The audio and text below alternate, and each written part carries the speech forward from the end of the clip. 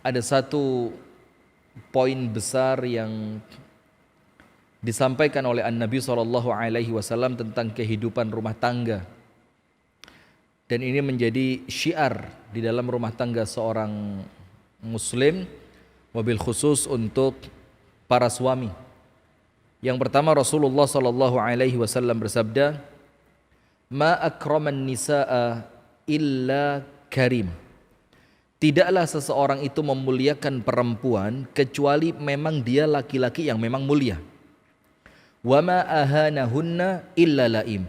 Dan tidaklah ada seorang laki-laki yang merendahkan perempuan kecuali memang dari awal dia laki-laki rendahan. Kemudian yang kedua, Rasulullah SAW bersabda, khairukum li ahlihi. Orang yang paling baik di antara kalian, artinya paling baik di sini adalah sesuai standar syariat.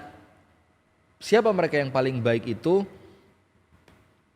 Ternyata tidak hanya berkaitan dengan hablum minallah, tapi berkaitan dengan hablum minan nas.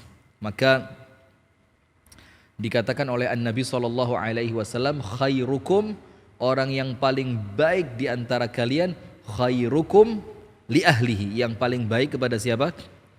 Istrinya. Nah, sehingga dua hadis ini merupakan jargon besar dalam rumah tangga muslim. Nomor satu, tidaklah memuliakan perempuan kecuali memang dia laki-laki mulia. Jadi memang tabiatnya dia sudah mulia. Dididik dengan cara yang mulia, kemudian dia berperangai mulia, dia berhati mulia, dia berakhlak mulia, maka kemuliaan yang dia miliki akan berimbas pada dia mampu memuliakan orang lain, wabil khusus istrinya. Maka dua jargon besar ini atau dua hadis ini menjadi jargon besar dalam keluarga muslim. Kemudian yang kedua, sebaik-baik kalian adalah yang paling baik kepada siapa? Istrinya. Bukan baik kepada temannya, bukan kepada tetangganya, bukan kepada siapapun, tapi kepada istrinya secara hablum minan nas. Nah, pernikahan itu pemirsa yang dirahmati oleh Allah, modalnya cuma 4. Ini yang aplikatif. Bukan kemudian perkara seperti sesuatu yang terkesan teoritis ya, tapi aplikatif. Sehingga ketika 4 ini Anda masukkan ke dalam rumah tangga Anda, apapun yang terjadi baik. Saya ulang ya.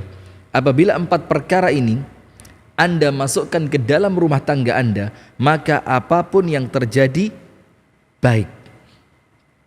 Suami katakanlah separah-parahnya udah, suami mau nikah lagi udah. Untuk Anda baik. Katakanlah misalkan ada salah satu di antara putra-putri Anda meninggal dunia, untuk Anda baik. Katakanlah misalkan Anda harus dalam keterpurukan ekonomi ketika Anda memilih berumah tangga bersamanya, untuk Anda baik dengan 4 syarat. Nomor 1, memilih pasangan yang tepat. Maka ketika pilihannya sekedar karena perangai zahir, belum tentu tepat.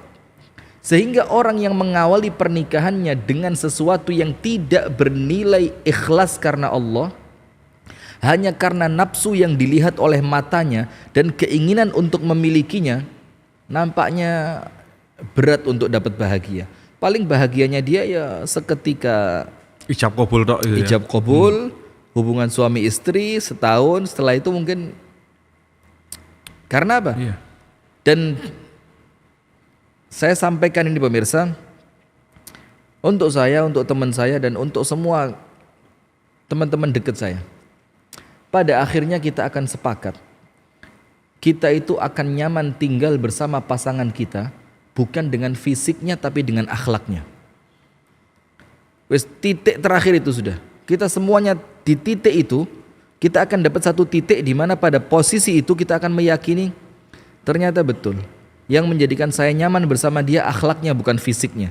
Yang menjadikan saya merasa tenang berada di sampingnya adalah akhlaknya bukan fisiknya, adalah akhlaknya bukan hartanya, adalah akhlaknya bukan kedudukan ataupun jabatannya. Nah, maka ketika poin pertama pilihan tadi sudah tidak tepat, pilihan yang tidak tepat tidak akan mendatangkan rumah tangga yang tepat. Nah, maka nomor 1 pemirsa, pilihan. Jangan gegabah dalam urusan memilih pasangan.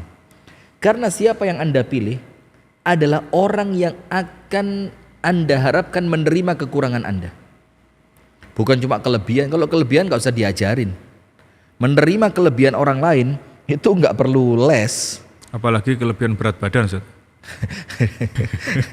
Kalau itu perlu itu perlu treatment khusus. Treatment khusus. Itu timbangannya juga timbangan khusus. Jadi dia kalau timbangannya orang lain berarti di nol untuk start awalnya itu, kalau dia dimundurkan dulu 40 kilo. Sehingga nanti ketika naik gitu dia dapat space 40 kilo dulu. Jadi dikurangi 40, Masya Allah. Nah maka artinya Anda pilih seseorang yang orang ini kemungkinan besar akan mengetahui kekurangan Anda karena 24 jam dalam sehari, 7 hari dalam sepekan, 30 hari dalam sebulan kumpul bareng Anda. Maka nggak ada lagi yang ditutupi. Cara ngomong, cara marah seperti singa. Subhanallah. Masya Allah, ramai itu singa. Pertamanya kita tulis makan, Ustaz. Makan deh. Jadi Makan. Abi tidak singa. suka marah, tapi kalau marah seperti singa. Jadi sekalinya marah seperti singa. Dan tapi orang melihatnya tuh selalu sisi yang terlihat negatif memang. Karena apa? Tidak melihat depannya. Abi nggak suka marah. Artinya marahnya jarang banget gitu loh. hampir nggak pernah saya. Hampir nggak pernah. Tapi yang dilihat justru hal yang sedikit. Nah ini loh. Ini kan Dan juga itu perlu dibenahi nih. Anak Pola kecil pikir. keren tapi ketika dia punya kesempatan curhat. Tapi menarik tadi Ustadz ketika Ustadz sampaikan bahwa pada akhirnya kita semua sepakat kita nyaman dengan pasangan kita itu tentang akhlaknya. Akhlaknya. Meskipun banyak sekali orang tetap berkomentar, ya mana bisa Ustadz akhlaknya kalau nggak punya uang, mana bisa Ustadz akhlaknya. Tetap banyak orang yang menampik seperti itu. Naam. Padahal mereka tidak paham. Akhlak itu dasar dari semuanya. Iya. Orang kalau akhlaknya baik, mau ada duit mau nggak ada duit tetap baik. Orang kalau akhlaknya baik, pasangannya kaya ataupun pasangannya miskin, dia tetap bisa berbakti. Orang kalau dari awal akhlaknya baik, dia tidak peduli pasangannya bakal sakit akan dia rawat atau pasangannya akan sehat walafiat, dia berbahagia bersama. Itu karena akhlak. Kalau Nah, istilah maka- sekarang tuh down to earth. Down to earth. Apa artinya? Gali sumur. Kali nanas itu. Kali nanas. Membumi Ustadz. Jadi Membumi. senantiasa dalam keadaan apapun dia tahu Itu. asalnya dia. Itu kan akhlak. Karena akhlak itu sikap spontan yang keluar ketika kita menghadapi sesuatu yang mengejutkan. Iya. Kita bereaksi apa? Yaitu akhlak kita. Seketika miskin, tenang, akhlaknya bagus. Seketika kaya, nggak sombong, akhlaknya. Jadi bukan sesuatu yang nunggu 2 hari, 3 hari, tapi sikap spontan, reaktif atas sesuatu aksi. Itulah akhlak. Maka nomor 1, jangan meremehkan urusan pilihan ketika Anda mau menikah, karena orang yang Anda pilih adalah orang yang akan mengetahui semua keburukan Anda. Sehingga Anda memilih seseorang yang Anda yakin ketika keburukan saya terbongkar di hadapannya, dia adalah pasangan yang paling menerima saya apa adanya. Nomor 2, setelah memilih pasangan yang tepat, nomor 2 adalah ingat, rumah tangga itu akan menjadi baik dengan ibadah. Maka senantiasa kita ucapkan tidak ada kebaikan kecuali di dalam taat kepada Allah. Maka ketika memilih tadi, salah satu kriteria selain akhlaknya adalah agamanya.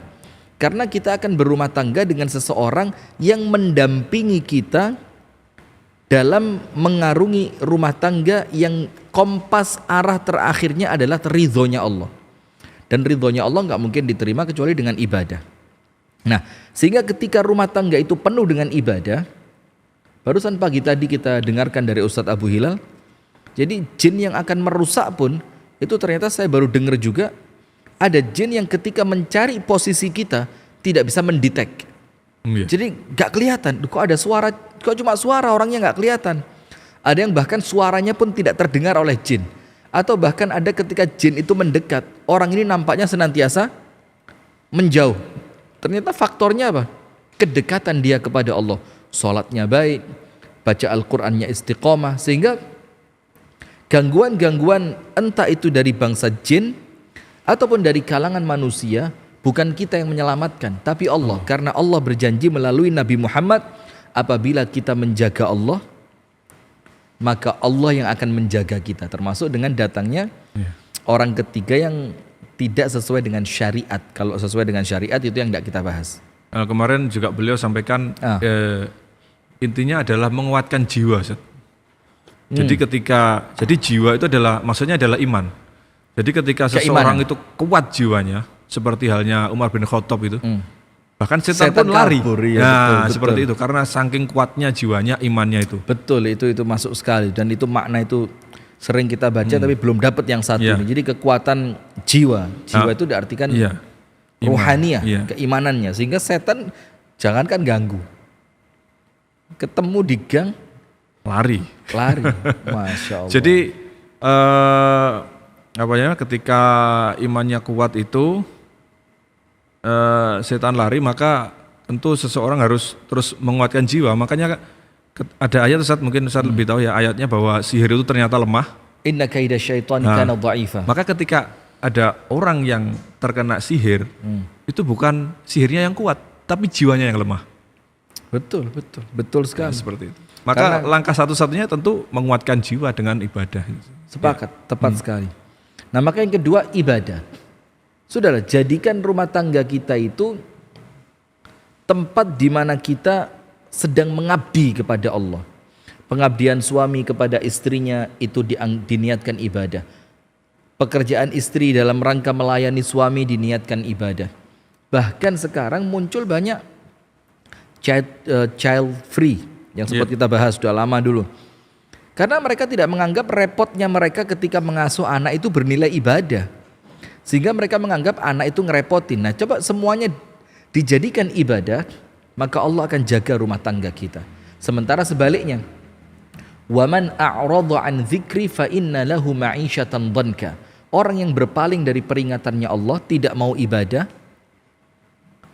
maka Allah akan berikan untuknya kehidupan yang sempit. Ya, dengan suaminya direbut orang, dengan dikecewakan oleh sahabatnya yang dia tidak menganggap sahabat itu ancaman, ternyata justru menjadi ancaman terbesar. Allah kasih kehidupan yang sempit. Maka nomor 2 ibadah. Nomor 1 pilihan tepat, nomor 2 ibadah. Nomor 3 apa? Saya tidak ngomong syukur. Karena syukur itu perkara yang menurut saya tidak terlalu berat untuk dilatih. Bagaimana mungkin syukur itu berat, sementara orang bersyukur itu karena nikmat. Lah kalau sudah dapat nikmat tidak mau bersyukur, malah aneh, Ustaz. Malah aneh. Tidak standar tadi ya. Tidak standar, karena apa? Justru kalau dia paham, syukur yang dia lakukan itu menjadikan nikmatnya oleh Allah dijaga. Kan begitu. Nah, maka yang ketiga yang kita maksud di sini apa? Sabar. Karena kata Amirul Mukminin Umar ibn Khattab, yasiru al-abdu ila ridha rabbih bijanahaini. Seorang hamba itu terbang menuju keridhaannya Allah dengan 2 sayap. Sayap yang pertama asyukur, sayap yang kedua as-sabr, syukur dan sabar. Dan ketika salah satunya hilang, dia tidak akan bisa terbang. Apalagi dua-duanya. Tapi dalam rumah tangga sabar. Kenapa sabar? Ketika suami Anda baik, Anda tidak perlu dilatih untuk syukur. Ketika istri Anda baik, Anda tidak perlu dilatih untuk syukur. Ini gambaran kasarnya, nggak perlu dilatih, karena ya kalau nggak bersyukur keterlaluan. Nah, tapi yang kita maksudkan di sini, sebagaimana poin pertama yang kita sampaikan, dunia penuh dengan ketidakpastian, maka yang dilatih sabarnya. Saya udah ikhtiar cari suami terbaik, saya ikhtiar cari istri terbaik, ditambahi dengan husnudzon, rumah tangganya juga penuh dengan ibadah. Ternyata ada sesuatu kayak tiba-tiba muncul petir di siang bolong di dalam rumah tangganya, maka yang diperlukan apa? Kekuatan sabar. Dan sabar itu adalah seni menahan diri. Maka cara sabar terbaik level awal, diam. Maka Rasulullah bersabda, idza ghadhiba ahadukum falyaskut. Apabila salah seorang di antara kalian marah, hendaknya diam. Karena kebanyakan orang ketika marah banyak berbicara, itu dia akan sesali, ya kan? Maka rumah tangga yang ketiga, sabar, sabar, minta sama Allah dikuatkan sabar. Ketika melihat ada dari suami yang kurang menyenangkan, ya Allah kuatkan kesabaranku. Ketika melihat dari istri sesuatu yang kurang menyenangkan, ya Allah kuatkan sabarku. Jangan sampai karena kita tidak sabar, kita mencari pelampiasan keluar. Sehingga disebutkan oleh Asy-Syaikh Ali At-Tantawi rahimahullahu ta'ala, barang siapa tidak mendapatkan kepuasan secara lahir ataupun batin dari istri pertamanya, kemudian karena landasan tidak puas tadi dia menikah yang kedua, maka dia tidak akan dapatkan kepuasan itu pada istri keduanya. Bahkan ketiga, bahkan keempat. Karena yang dia cari kepuasan secara lahir dan batin itu dari manusia yang Allah ciptakan tidak sempurna. Jadi kalau pendorong kita nikah kedua, nikah ketiga, nikah keempat, itu ternyata untuk menutupi kekurangan istri kita, maka kita akan temukan kekurangan pada istri berikutnya, pada istri berikutnya, dan istri berikutnya. Tapi barang siapa menikah lagi betul-betul karena dia bukan hanya untuk menutupi kekurangan istrinya, tapi dia berniatkan ibadah, dia meniatkan diri mendekatkan diri kepada Allah, dia niatkan bertanggung jawab, dia niatkan menjauhkan diri dari perzinaan, maka tentu itu sesuatu yang baik. Nah, maka yang ketiga sabar. Yang keempat apa? Tawakal. Wes lepaskan, serahkan semuanya hanya kepada Allah, Zat yang maha kuat, yang maha penyayang, yang maha mengetahui, yang maha mengasihi. Serahkan semuanya kepada Allah. Wa may yatawakkal 'ala Allah fahuwa hasbuh. Kalau sudah sampai pada level tawakal, Allah yang jamin. Allah pasti cukupi semuanya. Tapi ingat tahapannya, pilih yang benar dulu. Ibadah dulu. Sabarnya kuatkan dulu. Baru poin terakhir tawakal, artinya tawakal Anda melewati anak tangga yang benar. Melewati proses yang benar. Sehingga tawakal itu betul-betul tawakal yang sah. Sehingga Allah akan berikan janjinya, fahuwa hasbuh. Dan dikatakan oleh para ulama, jarang orang yang sampai level tawakal kemudian Allah kecewakan dia. Bukan jarang, tidak ada. Kalau sudah sampai level apa? Tawakal. Nabi Ibrahim ketika mau dilemparkan ke dalam api, menolak bantuan dari malaikat Jibril. Kalau dari kamu Jibril saya tidak perlu, tapi kalau dari Allah saya perlu.